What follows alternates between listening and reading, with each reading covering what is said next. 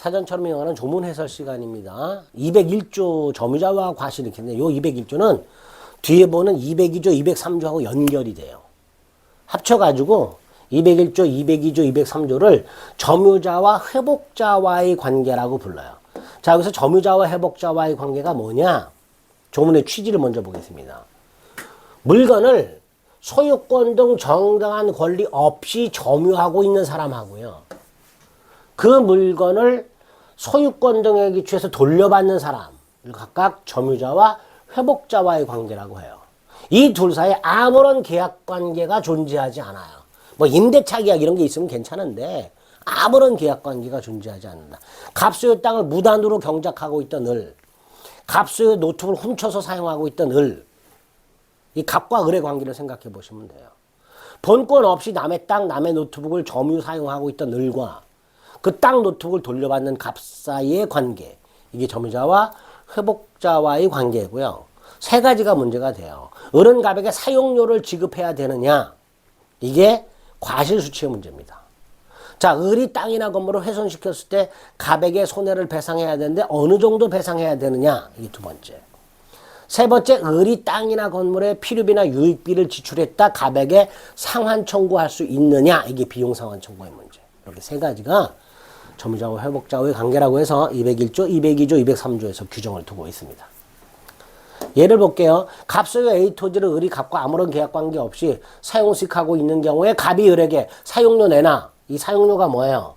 사용 대가잖아요. 토지 사용 이익이잖아. 이게 과실이에요. 이거를 을이 수취하느냐? 을이 수취한다면 을은 갑에게 사용료를 안 줘도 되는 거고, 을이 수취하지 못한다면 을은 갑에게 사용료를 줘야 되는 거고. 그게 201조. 두 번째, 을이 갑소유 땅을 고의 또는 과실로 훼손했을 때 갑은 이렇게 손해를 배상 청구할 수 있는데 어느 정도 청구할 수 있는가? 202조.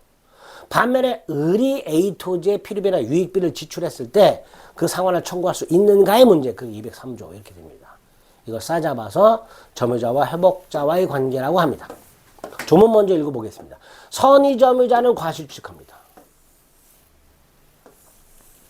악의 점유자는 과실을 수취 못하니까 그 수취한 과실을 반환해야 됩니다. 만약에 악의가 그 과실을 소비했거나 과실로 수취 못하면 대가를 보상하도록 하고 있습니다. 사망. 선이지만 폭력으로 점유했거나 몰래 점유한 사람은 악의하고 똑같습니다. 그래서 과실을 수취하지 못합니다. 조문 확인하셨죠? 자, 그러면 어떤 의미인지 보겠습니다. 선의 점유자란 무슨 뜻이에요? 아까 갑소유 땅을 을이 아무런 계약 없이 점유했다 그랬잖아요. 자, 이때 을이요, 내 땅이라고 착각하고 있어요. 이게 선이야. 다시 말해서 이 A 토지에 대해서 본권이 없어요.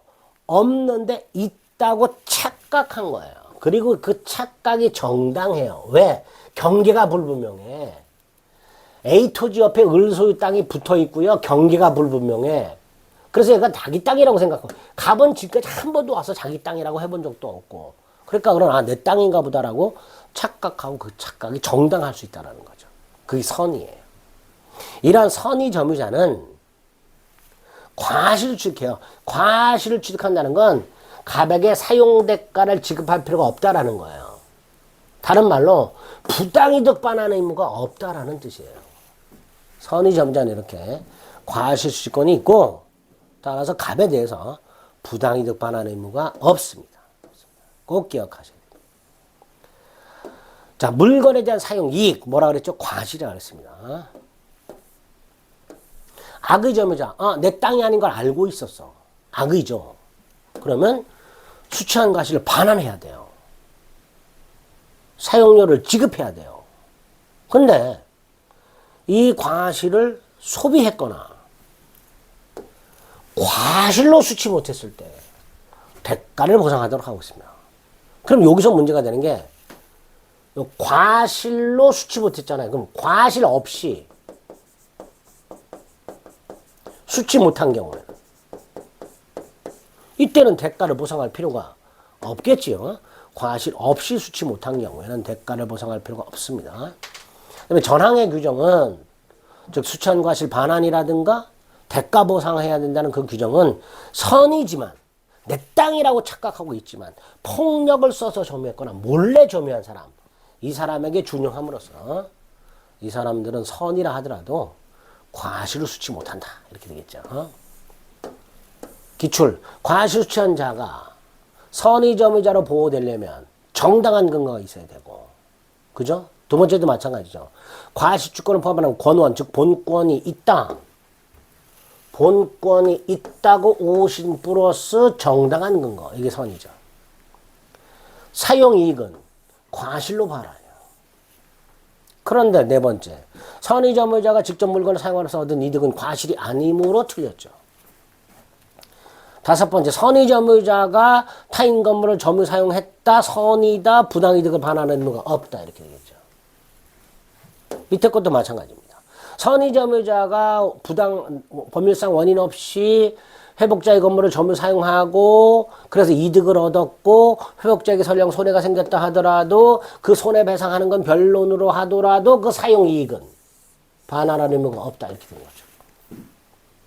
그 다음에 요거는 예전에 한번 본 적 있죠. 197조 2항에서 선의가 악의로 바뀌는 거. 선의 점유자가 본권 소송에서 패소하면 소재기 시부터 악의가 되니까 결과적으로 소재기 이후 과실은 수치 못하는 거죠. 소재기 이후 과실은 수치 못하는 겁니다. 선의 점유자가 본권에 관한 소송에서 패소할 때 제소 후 취득한 과실은 반환할 의무가 있다지요. 제소 후 취득한 과실은 제소 후부터 소재기 시부터 악의가 되니까 제소 후 취득한 과실은 반환할 의무가 있게 됩니다. 악의 점유자는 과실 반환 또 과실로 수치 못한 것은 대가 보상.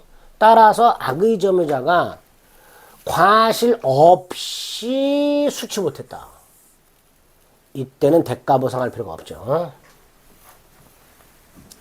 악의 점유자는 이익 반환해야 되죠. 이익만 반환하는 게 아니에요. 이자도 붙여야 됩니다.